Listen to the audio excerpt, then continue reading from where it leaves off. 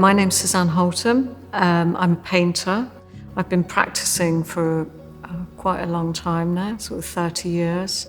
Although I now live in London, I grew up near Walsall in Streatley, and the paintings in the show reflect that sort of return that I made a few years ago, where I was coming back a lot more. And these paintings, it's sort of been in dialogue between living in London and coming back to the Midlands, probably in the last sort of 5 years. My journey started, I suppose we'll start here. It started at Bourneville College of Art Foundation, and then I went to Cardiff degree, and then I went to the Slade in the 90s. And since then, I suppose my work follows experiences a lot. So whatever happens to me in terms of life experience, I find meaning by looking at precedents in paintings, particularly with art history or with modernism. And then I work out personal experiences through a kind of history of images, I suppose, and then I arrive at the things that I'm doing with my own work. I'm so lucky to have been given this space, and Walsall's a wonderful gallery. And so I've taken the opportunity to put a variety of things in there.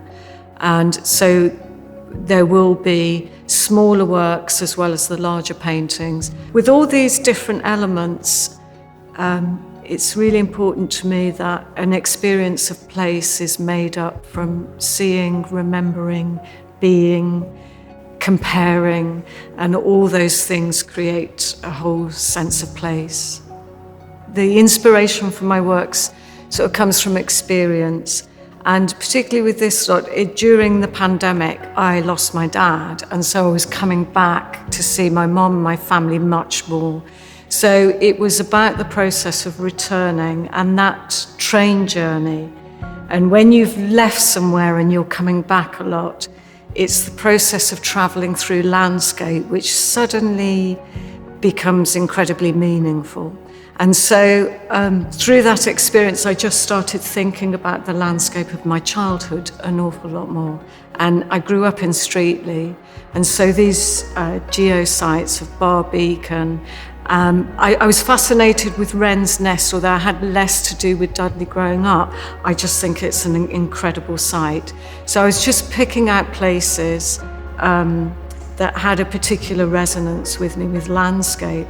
So it starts from something very specific. At Barbeacon I lived just across the way from Barbeacon, so that was a place that I then just started to look at and focus on. And the more you research it, the more you look at it, the more you draw it, the more you try and recall it, you realize that I kind of think as an artist, whatever you pick, you can just find so much meaning embedded in it the more you focus your attention on it. So I started looking at these particular sites and thinking about how the landscape is formed, as well as what I see. It's what's the geological formation of it. And from that geological formation, what then happens with human beings, and particularly with the Black Country. It's the geological formation that happened to be the place where the Industrial Revolution happened, and then you've got a whole history of extraction and exploitation in terms of people working on that landscape. So I just the paintings are made with layers and layers. They take a long time to do. I'll work for about 6 months on each painting, all at the same time. And it's about this idea of layering and accretion that actually happens with the history of landscapes. And so as the paintings unfold, I'm thinking about these layers of history, right up to my childhood when I'm thinking about the TV programs that were on, and there's motifs that come from that are in here. And I'm thinking about pylons, which end up being figured in the work, and I'm thinking about quarries. And So all these things are kind of happening at the same time and giving me directions to take each painting that I make in. Processes, it's got quite a few elements to it, but it always starts with drawings. I make a lot of drawings, and I believe in the kind of spontaneity and freedom of drawings. And so sometimes I draw on site. In this exhibition, I've made drawings at Barbican and Wren's Nest mainly. But I also make drawings from other paintings a lot. And particularly with these landscapes, I've been very interested in an idea in landscape painting called the Weltlandschaft, which is a world landscape. And it's actually a very old 16th century kind of way of seeing the world. And I make a lot of drawings from that. From those small pencil drawings, which are quite free, I'm looking at structures and I'm looking at space, and I've got the freedom to sort of play around with that. And from then sometimes make charcoal drawings. Sometimes I go very, very small with little paintings. Again, it's about changing speed with things a lot. And then I'm also working on much larger paintings, and it's all kind of going on at the same time. So in my studio, I've hung the show with lots of little things up because that's my studio. I've got drawings all over the wall. And as I'm making the larger pieces, which I start on the floor, I've got all these images around me, and they kind of coalesce into a process of making the paintings.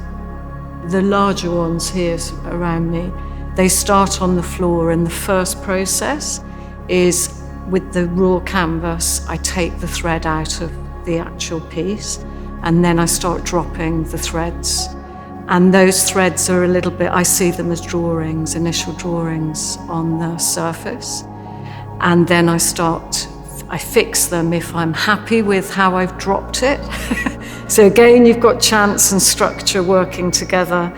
I'll fix it, and then I start the painting process from that point, and I'll put them up on the wall and back down again and keep working with that. So it's a very physical process, and it's a lot about dealing with the materiality of the paint and the drawing and the charcoal, whichever process I use. And earlier on I mentioned the Weltlandschaft, which has a particular composition that has a very distant viewpoint and a very close-up viewpoint. And it's a composite of lots of different things. And I sort of use that as an idea in my head to think about flows of movement and time and space. So you have got these lines which are largely caused by the threads being dropped, which you talk about flows and energy. And I feel like the landscape's a living creature almost. And I often reference sort of the idea that Leonardo had as the human body mirroring the body of the landscape a lot. So flow and movement is about the rhythm of the work, but then that layering of time and space. And at some points in the work, there's very, very distant things, and then other things. The surface of the paint is quite up close. So those different viewpoints, the changing viewpoints of your relationship to the landscape is always really important. Again, there's a few sources for decisions about colour. The initial decisions, I suppose that the main decisions were about the specific sites. So Barbican is sandstone, and at the Penfold Street entrance to the quarry, you just see this incredible kind of tower of sandstone. So those kind of vivid oranges that come through some of the works are from the geological sort of colour. And with Wren's Nest, the limestone is much cooler. There's no relationship to reality. I'm not trying to make, the grass green or specific local colours. I then just allow the colour to rhyme, And I'm also looking back at art history, so I'm looking at artists like Bruegel and Rubens and getting ideas for the palette and the tone from those painters. And I'm using quite old devices like atmospheric perspective in the paintings as well, where the distances become more bluer and the closer forms are more towards reds and oranges and greens. So I take it from a few different sources for the colour to develop. Often the actual process of making the painting is just one decision after another, one layer on top of another. And I use glazing as a technique quite a lot. So with glazing in oil paint, you can put a colour down, it can dry, you layer another one and another one. And I see the paintings as kind of thousands of decisions made and then it stops. So that's kind of how I relate to the process as a whole. I make paintings that I want people to notice and to engage with first. So I know I'm using kind of colour and scale. And then I just want to kind of trigger a little bit of fascination so that people move closer to try and question what's going on in the work, I suppose. And I think for me, my job as an artist is not to describe, but to make suggestions. So the space for the viewer to kind of build an image themselves as they're looking at it and to question it and to actually move around the painting visually in the way someone would move around a landscape and try and put things together in their own way. Or just simply, I suppose when you move back, you see one image, and I'd like people to go to the surface and then see all the small decisions that have been made as well. Ideally, as an artist, I would like, of course that takes a bit of time. So I suppose the thing I'd like most is for people to spend a little bit of time. I think we live in a world of very quick images that replace and flow and disappear. And I think painting can offer a bit of resistance to that way of seeing things. And so I think the most thing I'd like is for people to spend a bit of time. It's a real privilege to have work in this space. And you know, we're sitting here in this space. It is like a kind of cathedral space in itself to have these works in particular, because people don't think of the landscapes of the Midlands and Barbican that as particularly epic, but the work is about trying to create a sense of scale and the epic and the sublime out of somewhere that's often just ignored or going past the road on. So it all fits together in this particular gallery space, and I'm really privileged to have a show here.